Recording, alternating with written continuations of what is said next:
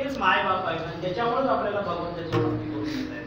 आणि खरंच भागनिया मज वाहतील कडी यांची जोडे सर्व खरं सुख जे आहे संतांच्या पायापाशीच आहे आणि ते प्राप्त करून घ्यायचं तर त्यांची सेवा करायची.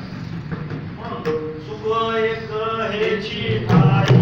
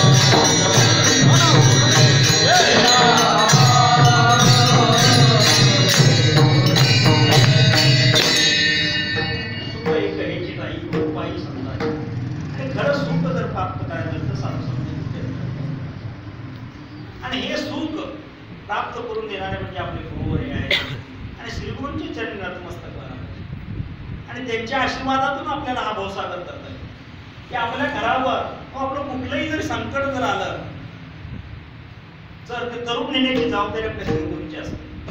त्याच्यासाठी त्यांच्यावर चर्चा आपण नतमस्तक व्हायला पाहिजे. खरोखर एकदा त्यांच्या पायावरती आपण डोकं ठेवलं, आपलं पूर्णपणे आपण जर शरण गेलो तर ते आपल्याला कुठल्याही संकटातून दूर करू शकतात. जन्म मरणाची विसरलो चिंता माझ्या अनंता माय बाप्पा मरणगार माझे मरून गेले मजला केले आपण. एकदा जर तुम्ही पूर्णपणे शरण जर गेला पांडुरंगाच्या चरणावरती साधू संतांच्या श्रीगुरूंच्या चरणावरती आपण नतमस्तक झालो तर आपली सगळी दुःख ते तरून नेतात. यासाठी भगवंताचं नामचिंतन साधू संतांचं नामचिंतन त्याची सेवा करणं फार महत्त्वाचं. अरे या संसारा उठा वेग करा शरण जावं जरा देव हे काळाचे धन कुबेराचे तेच मनुष्य की त्यासाठी भगवंताचं नामचिंतन की असं संकट कुठलंही संकट जर आलं करून येण्याची क्षमता आपल्यावरती हे साधुसंत आणि श्रीगुरु आपल्याकडून आपल्यावर घेतात. ते आपल्या भक्ताला पायापाशी रखतात. म्हणून महाराज म्हणतात की माझ्या श्रीगुरूमध्ये एक फार सुंदर कथा सांगतात. कसं गुरुवर्य आपल्या भक्तावरती आपल्या सेवकावरती संकट येतं आणि ते श्रीगुरु आपल्याला वरच्यावर कसं नेतात हे फार सुंदर एका कथेतून सांगतात. श्री गुरुवर सांगतात की एकदा काय झालं होतं.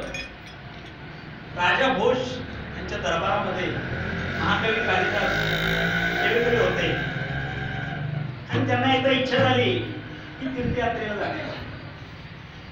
आणि त्याप्रमाणे महाकवी कालिदासांनी राजांची परवानगी घेतली आणि तीर्थयात्रेला निघून गेले. आणि ही बातमी शेजारच्या पंडिताला समजली आणि तो शेजारचा पंडित म्हणून राजा भोजनच्या दरबारामध्ये आला आणि राजांना नमस्कार केला आणि म्हणाला, अहो तुमच्या दरबारामध्ये कुणी जरी पंडित महान वगैरे असेल तर बोलवा, मला वादविवाद करायचा आहे.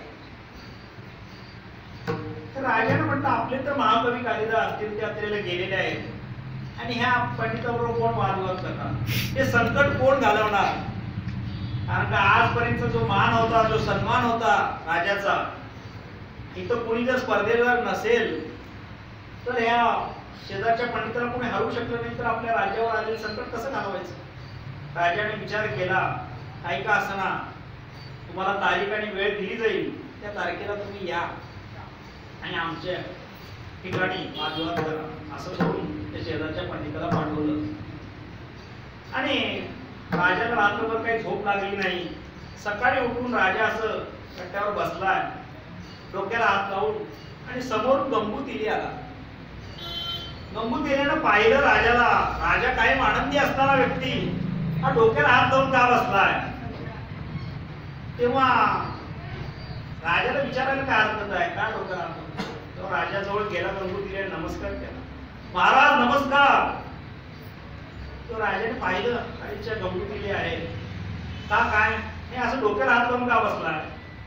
अरे तुला सांगून काय उपयोग, तू तेली काढत जा. आम्हाला काय राज्यावर जे आलेलं संकट तू कसं काय हरवू शकणार. अहो मला सांगा, मला ह्यातनं जमलं तर मी सोडवतो, नाही तर तुमचं तुम्ही आहेच की. पण ठीक आहे, सांगायला काय हरकत नाही. म्हणून राजाने सांगितलं, असा असा शेजारचा पंडित होता आणि त्याला वादविवाद स्पर्धेसाठी आव्हान केलंय आणि आपले तर श्रीगुरु आपले महाकवी कालिदास निघून गेलेत तीर्थयात्रेला. ह्यात काय अवघड आहे म्हणाले, हा प्रश्न मी सोडवतो म्हणाले. अरे तू बरं, तुम्ही फक्त त्याला पत्र पाठवा, त्या पत्रात एक मजकूर, एक वाक्य लिहा की या राज्यामध्ये महाकवी कालिदास जरी नसले तर त्यांचे श्रीगुरुवर इथे आहेत आणि ते तुमच्याशी वादविवाद करतील, असं म्हणतात. ते पत्र गेलं, शेजारच्या पंडिताने वाचलं आणि म्हटले, महाकवी कालिदास इथं हजर नाहीत म्हणून मी वादविवादासाठी गेलो आणि त्यांचे श्रीगुरुवर तिथं आहेत. म्हटलं ते किती हुशार असतील. आणि तो तिथे निम्मा तिथंच हरला. श्रीगुरूंच्या नामातच एवढं ताकद आहे की ते नाव घेतल्यावरतीच तो पंडित हरला आणि म्हणाला, आपणच आव्हान केले म्हटल्यावर जायला पाहिजे. आणि त्याप्रमाणे तो पंडित आला वेळेला आणि येऊन बसला समोर. आणि राजांनी पण स्वागत केलं, बसवलं. आणि थोड्या वेळानं गंगूतिरी जरासा आपला साधूचा ड्रेस घालून, फेटा वगैरे नेसून, आपल्या हातात एक काठी, दह्याचं गाडगं आणि 7 भाकऱ्या, त्याची कायमची सवय होती, घेऊन येऊन समोर बसला. आणि नमस्कार. राजा असं बघतोय, अरे त्या तर गंगूतिरी आहे, कुठे श्रीगुरु नाही, काय आले देऊन बसले तर बसा.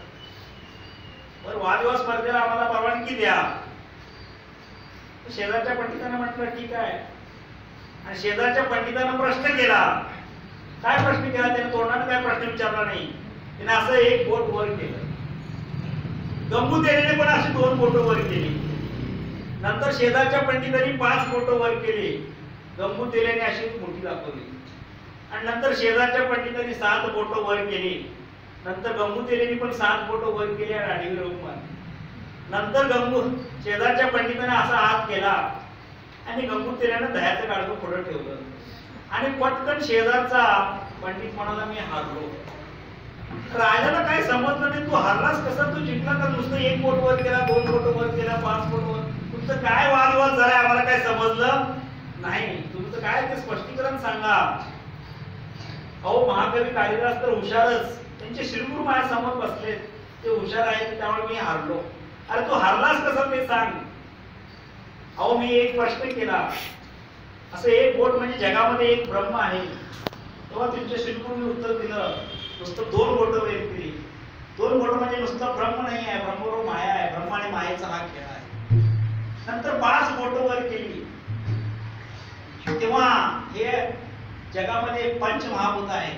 तेव्हा श्रीगुरूंनी उत्तर दिलं, मुठी दाखवली, ती एकत्र आहे त्या देहाच्या ठिकाणी, हा पंचमहाभूताचा देह आहे. नंतर त्यांनी 7 बोट वर केली. 7 बोट दाखवली. 7 म्हणजे जगामध्ये 7 समुद्र आहेत. श्रीगुरूने उत्तर दिलं 7 समुद्र आहेत, बरोबर आहे, मध्ये आडवी रेंग मारली, मध्ये मेरू पर्वत आहे,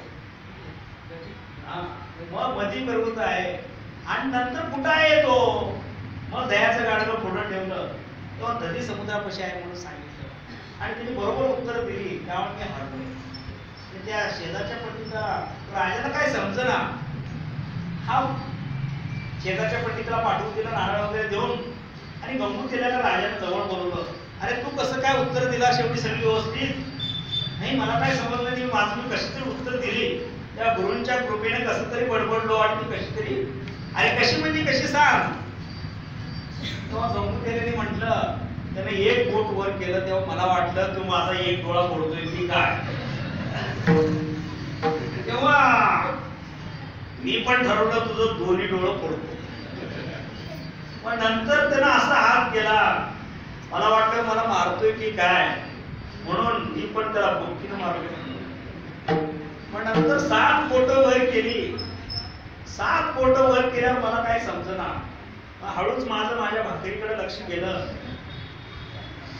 माझे पण 7 भाकऱ्या आहेत, तो पण 7 भाकऱ्या खात असणार, तर मी काय 7 भाकऱ्या एकदम खात नाही, म्हणून 7 बोटं वर केली आणि आडवी राख मारली. सकाळी 3.5 खातो, संध्याकाळी 3.5.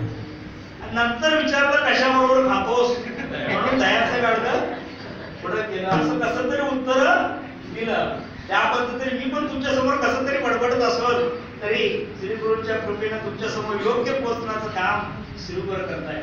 म्हणून श्री गुरु सारिखा असता